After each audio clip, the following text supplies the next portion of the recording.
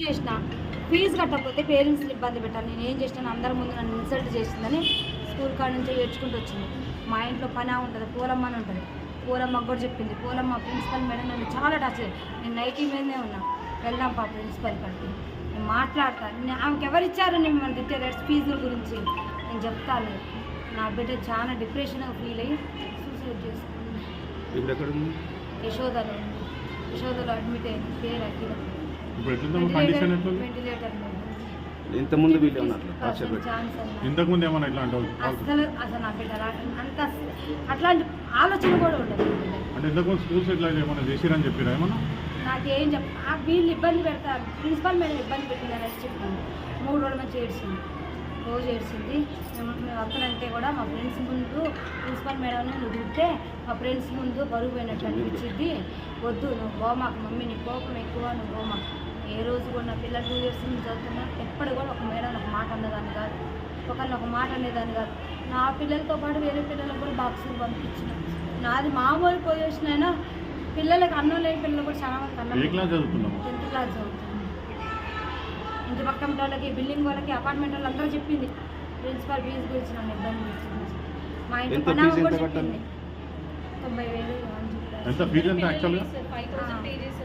90,000 ఇవ్వ కట్టాలన్నారు. Last year కొంచెం pending ముందు మొత్తం కలిసి మనం 22,000 ఇచ్చిన. అయితే ఇంగ్లీష్లో తక్కువ మార్కులు వచ్చినాయని లాస్ట్ 1 month 2 months క్రితం బాబుని టార్చర్ చేశాను. బాబు డిప్రెషన్లోకి వెళ్ళిపోయింది. వీళ్ళ వల్ల బాబుకి ఇప్పుడు దగ్గర 1 lakh వరకు ట్రీట్మెంట్ అయింది. నా దగ్గర అన్ని రిపోర్ట్స్ ఉన్నాయి, అన్ని ఫైల్స్ ఉన్నాయి. నేను బంజారా హిల్స్ సైకాలజిస్ట్ ఆశా హాస్పిటల్లో చూపిస్తున్నా, డాక్టర్ చైతన్య దగ్గర చూపిస్తున్నాను. ఓన్లీ బాబుకి 35 40 వచ్చిన ఇంగ్లీష్ మార్కులని ప్రిజర్వ్ చేశాను. బాబు సేమ్ 10th క్లాస్. అయితే వేరే కట్టాల్సిన ఫీజు బాబు ట్రీట్మెంట్ అన్నారు. ఆల్రెడీ బాగా సార్ కూడా చెప్పిన బాబుకి అబ్నార్మల్ ఉంది, బాబు కండిషన్ ట్రీట్మెంట్ నడుస్తుంది, బాబుకి హెల్త్ బాగాలేదు కానీ ఆ డబ్బులు అటు యూజ్ చేస్తున్నా. లోన్ పెట్టిన, లోన్ రాగానే ఒకేసారి ఎట్ ఏ టైం నేను ఎంత ఫీజు ఉంటే అంత క్లియర్ చేస్తాను కూడా మా సార్ చెప్పింది. బాబు కూడా బాగాలేదు. బాబు కూడా మన మధుసింకం పోయింది స్కూల్ వల్ల. టార్చర్ పిల్లల్ని ఏం ఫెయిల్ అయితే మనం రాసుకోకూడదు. ఇయర్ లాస్ అయితే నెక్స్ట్ ఇయర్ చదువుకోకూడదు. ఎందుకు పిల్లలు లేనప్పుడు చదువు ఎందుకు? పిల్లలు బతుకుండి పిల్లలు బాగుంటే కండి చదువు కావాలి. పిల్లలు సూసైడ్ చేసుకొని చచ్చిపోయినాక చదువులు ఏమిస్తారు? చదువులు అంటే మాలాంటి వాళ్ళకి కడుపుకోత మిగల్చడానికి ఇలాంటి పెద్ద పెద్ద స్కూళ్ళు పెట్టేది మాలాంటి పేదోళ్ళ కోసం. ఇప్పుడు మేము ఎక్కడో నుంచి బతకడానికి వచ్చినాం. మేము తెలుగు మీడియం చదువుకున్నాం, సరైన జాబులు రాలేదనే కదా పెద్ద పెద్ద స్కూల్లో వేస్తే ఇంగ్లీష్ మీడియం చదువుకొని ఫారెన్ కంట్రీస్ అటు ఇటు పోతారు, మంచిగా మా పిల్లలు సెటిల్ అవుతారనే వేసాక మా పిల్లలనే భూముల మీద నుంచి లేకుండా చేస్తే మీరెందుకమ్మా ఇలాంటి స్కూళ్ళు పెట్టుకొని ఏం చూసారు? 100 మంది పిల్లల్లో ఒక పాప స్కూల్ ఫీజు కట్టకపోతే మీ మేనేజ్మెంట్కి ఏమైనా కోట్లు నష్టం వస్తుందా?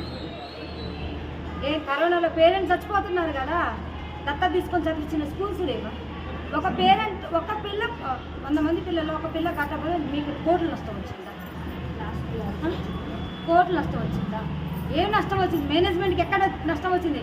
శ్రీ చైతన్య వీటి పేరుతో పిల్లల్ని చంపుతున్నారు. నాలాంటి తల్లిదండ్రులు మాత్రం ఇలాంటి స్కూళ్ళల్లో ఏమాకండి పిల్లగాళ్ళు.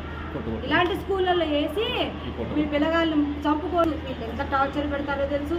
రైటింగ్ తప్పితే చదువుకోలేదు. రైటింగ్ ఏం రాస్తారు పిల్లలు? చదవాలి. రైటింగ్ అంటే నువ్వు పేరాలు రాస్తారు. చదువుకోకుండా పేరాలు రాస్తే వస్తుంది, పాస్ అయిపోతారు.